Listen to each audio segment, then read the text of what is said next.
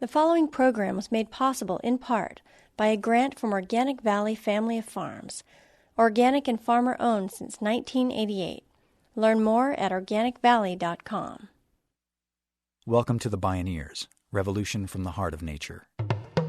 In your heart of hearts, perhaps in the place that's hardest to talk about, what do you long for? What is your vision for what we're becoming?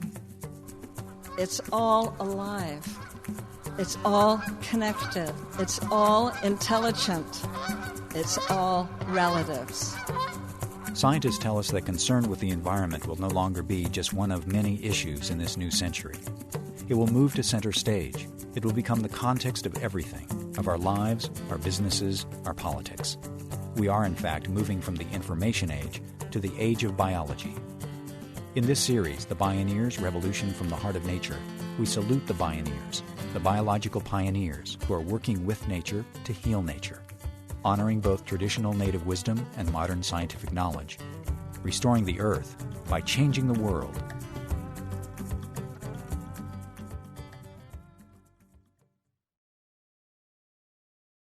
Imagine this scenario. As a woman, here's what life is like. Your children are the sole property of their fathers, and you have no rights to them in any way. If you're married, and you better be, your husband has the legal right and religious responsibility to discipline you physically. You have no rights to your own property or body. Work, if you can get it at all, is toil, unpaid or grossly underpaid, and it's conducted under the authority of your husband. It is illegal for you to vote. You cannot hold political office. Common law defines you and all women as, quote, dead in the law. You're forbidden to speak in churches. An explicitly male God mandated these conditions in biblical law. Forget equal rights. Try no rights. Hard to imagine? Those were the conditions in 1848 in the United States. When we really grasp where we've come from not so very long ago, words such as patriarchy and gender oppression become understandable.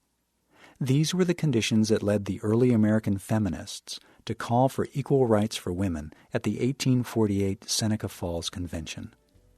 Today, around the world, women are still struggling for equal rights, and women leaders are at the forefront of creating positive change. Many people believe that women's leadership is imperative for the transformation that's needed to restore both the earth and our societies. So what does leadership look like through the eyes of women? What do women's voices have to teach us? How does the world feel different when women lead? Join us for the next half hour as we explore Heart of Hearts, women's leadership in transforming culture. My name is Neil Harvey. I'll be your host. Welcome to the Bioneers, Revolution from the Heart of Nature.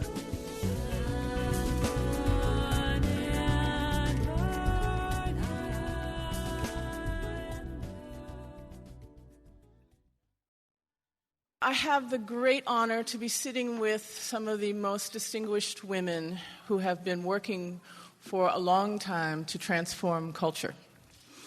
I'm not going to give you their resumes, tell you what they've done, but I'm going to ask a series of questions. Akaya Windwood is the Director of Leadership Development at the Rockwood Leadership Program and an executive leadership coach and organizational development consultant. She spent more than 30 years working for social justice. When women speak truth to power and to each other, it releases not just heat, but light. It's an alchemy of culture, live in real time. At a recent Bioneers conference, Akaya Windwood hosted a conversation among 4 exemplary women leaders.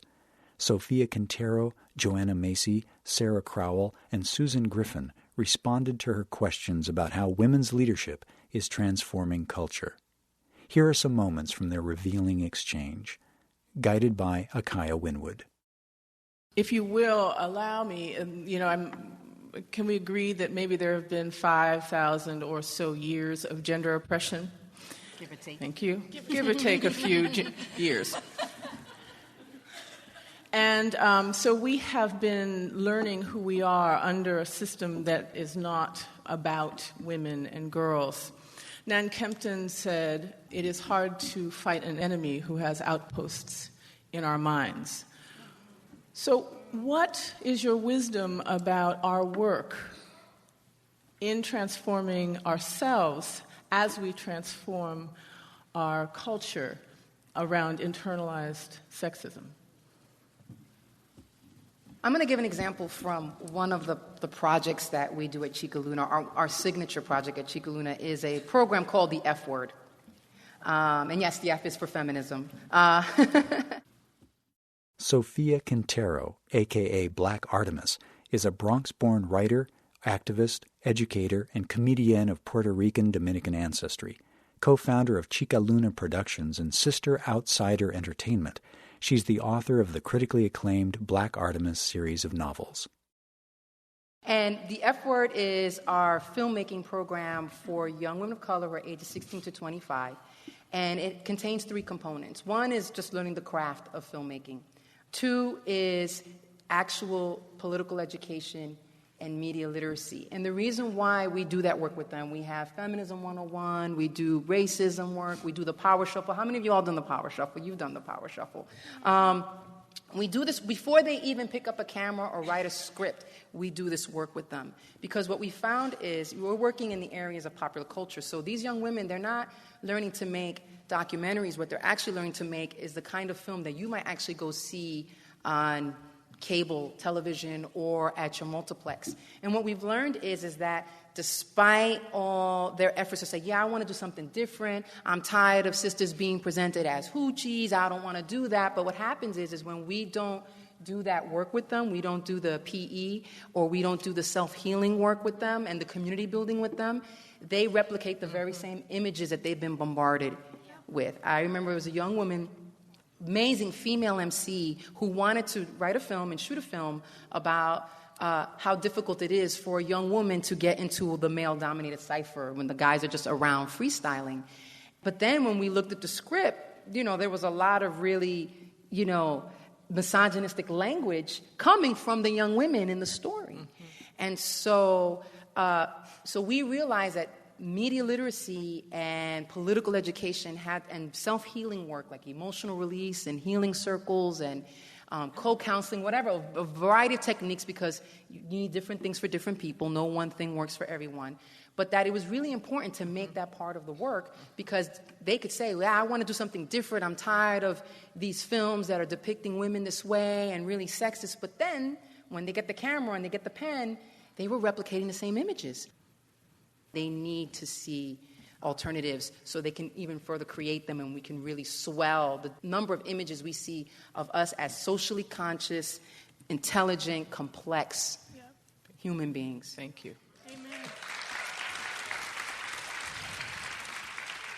What's our work? What's our work in terms of internalized sexism? Well, 2 things come to my mind right away, Akaya. That one is how important it is to return to young women of all ages, the capacity for self-love.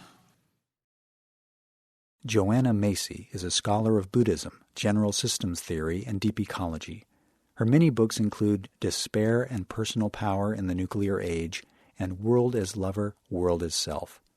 Joanna has traveled worldwide for 30 years, giving lectures, workshops, and trainings, and currently teaches in several graduate schools in the San Francisco Bay Area. I just love it, we've just developed a whole repertoire of processes for building gratitude. And my indigenous brothers and sisters have been so helpful in this and so inspiring because that's where they begin, and they've survived a Holocaust, and yet still they get up and the first thing they do is expression of gratitude. And we discover that way, and we're clear about it, that this is politically subversive because the consumer society and late capitalism are built on self-loathing, on creating dissatisfaction. You don't look right, you don't smell right, you don't do right, you have to, and that is how you sell products and politicians. That's right. And the other, which is also deals directly with gender oppression, I think, is returning to women the right to anger and to redefine anger. There is a big mistake, particularly in the Buddhist community of which I am a part, to equate anger with ill will, so that the three sources of suffering are often named greed, anger, and delusion, whereas the Buddha taught it was greed, hatred, and delusion. And it is a patriarchal trick to conflate anger with hatred or malice or ill will. All right. Anger is a passion for justice. Anger is for repairing relationship. And I grew up, every time I'd even raise my voice to the little bit that I just did, I didn't say much, did I? I was very smart. And people would say, "You're angry." Just like, and an angry woman is an object of ridicule, and as well as fear and panic. So Yes. this was I feel very important. Yes, thank you.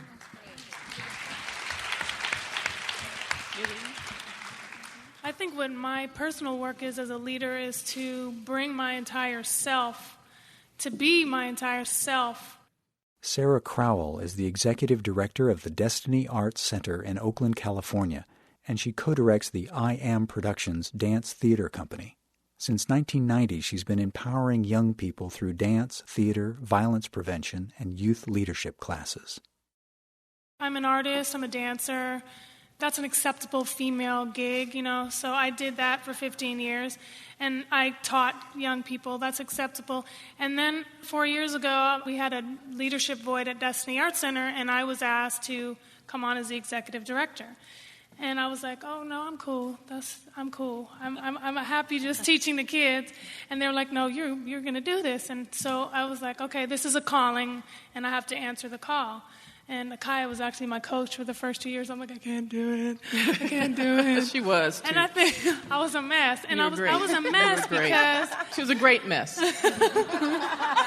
I think I was a mess because I didn't think I could be who I am.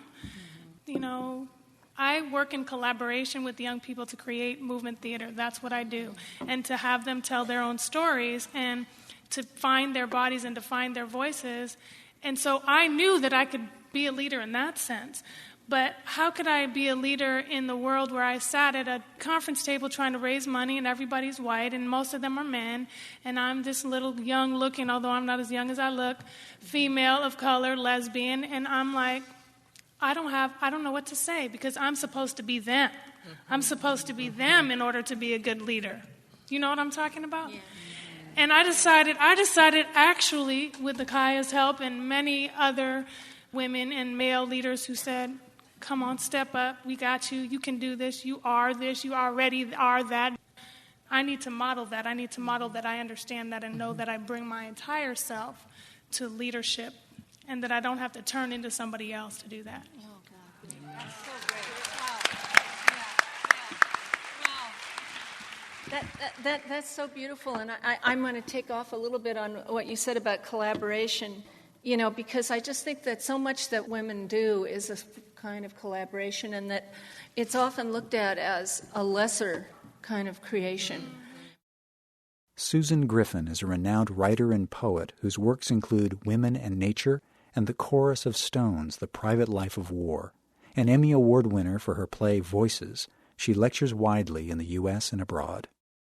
In fact, the truth is, if you were really to take anything that Einstein's theory of relativity, Darwin's theory of evolution, any great achievement, and you just move that camera out, and you will see so much collaboration going on there, whole movements in thought. And behind the thinkers, and I'll tell you that because I'm considered a thinker who's out at the edge by some people. But, what am I out at the edge of? A community. A community that, in fact, I'm right in the middle of. That's right. And there's this question about who am I that's asked in such a way that's so alienating that no wonder some people don't know who they are. It's so alienating. It's as if you are this one little particle in this huge ocean. But you aren't. You're connected with everything. Susan Griffin. with Akaya Windwood, Joanna Macy, Sofia Quintero, and Sarah Crowell. What in their heart of hearts do women want? What do women long for? Some responses to those questions and more when we return. This is Heart of Hearts, Women's Leadership in Transforming Culture. I'm Neil Harvey. You're listening to the Bioneers, Revolution from the Heart of Nature.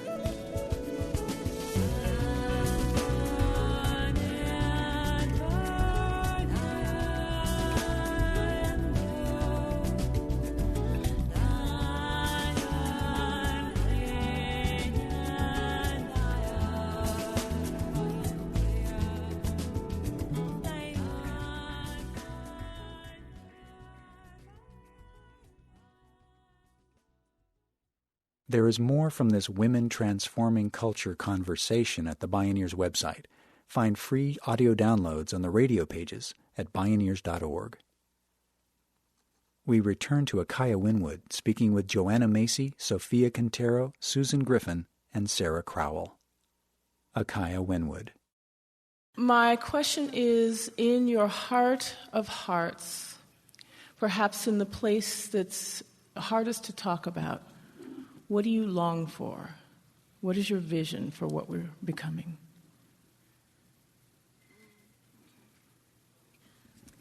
Oh, I just got in touch with so much emotion. Yeah.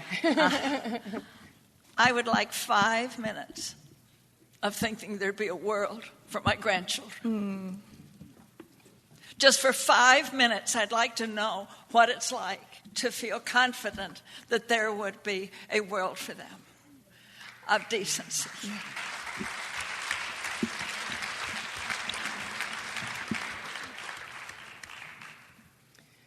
Actually, all children, not just my grandchildren. Okay. We just assumed they were all yours. Anyway, when you meant that. Yeah, that's right. They're all our children. Just assumed that. I long for when young women, all women, but it starts young. But for when young women define their empowerment on their own terms and not capitulating to what the patriarchy says that they need to be as women in order to get ahead. So that they are not saying, well, if this is what men want, and by doing what men want, I can get ahead, that they say, this is what I want. And I am going to bond with other women who know what they want and work with other women instead of competing with them to get what we want, rather than rationalizing, capitulating to male standards of beauty, power, advancement, and defining it for themselves with other women and creating that for themselves, rather than rationalizing what men want and fooling themselves into saying that that's what they want. There's so many things I want. I want what both of you I want that, definitely. I mean, I had this idea that global warming, that we ought to make time charts for people on little cards like this that would say, if your child is 4 years old now or your grandchild, this is what will be happening in 20 years to the planet. And this is what will be happening in 40 years. When your child is 44, this is what will be happening, to bring it home. But there's so many things that I would wish for. There's a lot that's happened since I was a young woman for women that's very good, even though we don't have equal pay still. But I guess, the transformation of society is what I'd really like, nothing less than that. But I want to include the unbinding or the freeing of real masculinity from false masculinity. Because I have a grandson, too, and he's pretty adorable. That's a great wish. I love that question and how it moved you. The question, in your heart of hearts, how many times has that question really been asked of you? In your heart of hearts, what do you want? And I've been in this space recently of noticing how terrifying it is to even want something and then ask for something and expect to get it. And so this has been it's been like my personal journey, and then I always drag my students along with me, so I'm like, okay. I think they're going to get a dose of that this year, because I want to want everything that I want. And I want to know that I'm going to get it. And I want my students to be removed from the terror of wanting something. Like, I want young people to know that they belong on the planet, that they belong in their bodies, that they're here as precious beings for a purpose, to connect with other beings and to remove the veil of of disconnection. And part of that, at least in my journey right now, is to bring that wanting out of a space of terror and into a space of just, it's normal. It's normal to want something, and it's normal to really expect to get it. And I think that as women leaders, for us to face that terror and to own it, to stand in the fire in that way, is part of our way of being mentors to everyone, the young people and all of us, to tremble at the edge of our wanting and own it. So. And I want to add to that too, to know what your real want is. You know, because those real wants are so often manipulated by the corporate world. Right. And I know you're talking about the real want, which is often hidden underneath this other wanting. Well, and we manipulate. You know, women manipulate around what we want, because we want this, but we don't think we're allowed to want this, so we're gonna manipulate around that way, and it sabotages relationships, and it sabotages the connections that we can make with each other instead of just being clear about what we want. Mm-hmm. Amen. Can I get an amen? Amen. Amen. I need to hear it. I have one final question. In the Native tradition, they ask us to consider 7 generations before we do anything. Well, I did some calculations last night as I was preparing for this, and I figured a generation is about 25 years. And that's about 175 years ahead of us, which puts us at 2181. So my question is, what story do you want the women of 2181 to tell about our work now? You know, that's actually one of the processes we do.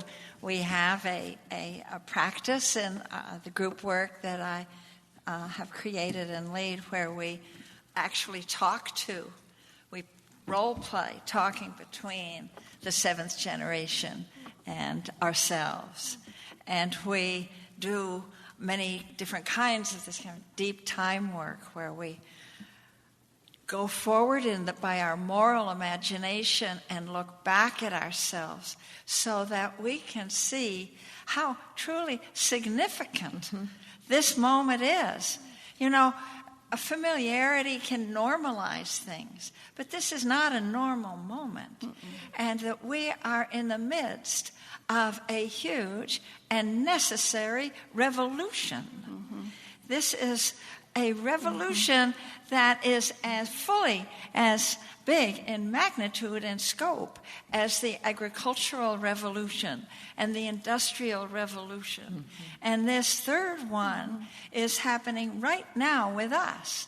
It's from the industrial growth society to a life-sustaining society. And everything that Bioneers is about is in this revolution, and each one of you, and whether we're looking about the role of women or the role of spirituality or solar energy or how to change the legal structure of corporations, it's all in that.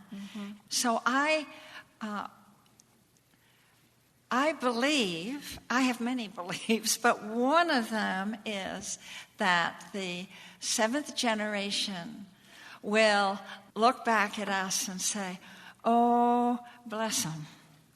those ancestors back then in the early years of the 21st century, they didn't even know if they could make it or not. They were kind of groping in the dark, but they were part of the great turn. Oh, great.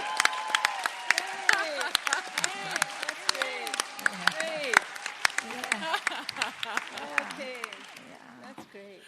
Yeah. And they'll say, it must have been so exciting.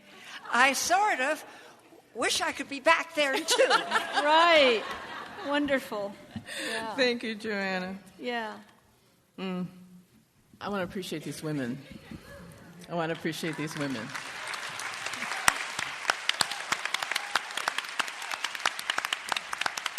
Akaya Windwood, Joanna Macy, Sarah Crowell, Susan Griffin, and Sofia Quintero.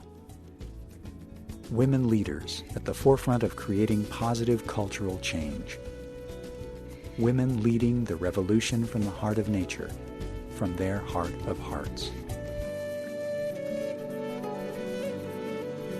Heart of Hearts, Women's Leadership in Transforming Culture.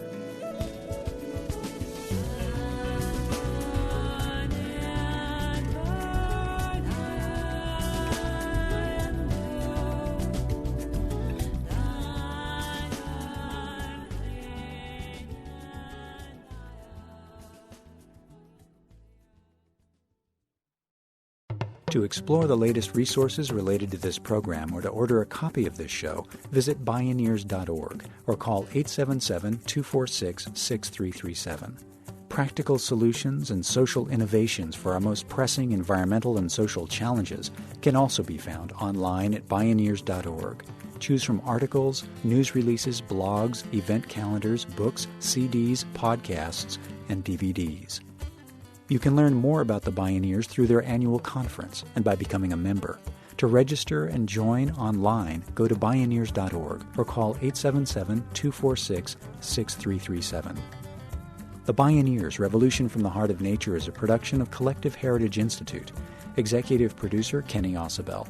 This program was written by Nina Simons, Kenny Ausubel, and Neil Harvey. Senior producer, Neil Harvey. Managing producer, Stephanie Welch. Production assistants, Jenny McGinn and Marita Prandoni. Distribution is by WFMT Radio Network. Original recordings provided by Reference Media Group. Our theme music is taken from the album Journey Between by Baka Beyond and used by permission of Hannibal Records, a Rykodisc label. Additional music was made available by Dakini Records at dakinirecords.com. For more music information, please visit Bioneers.org. The opinions expressed in the Bioneers Revolution from the Heart of Nature radio series are those of the presenters and are not necessarily those of Collective Heritage Institute, the underwriters, or this radio station. My name is Neil Harvey. Thank you for listening. I invite you to join the Bioneers in improving the environment by changing the world. This is program number 0807. This program was made possible in part by a grant from Organic Valley Family of Farms, organic and farmer-owned since 1988. Learn more at organicvalley.com.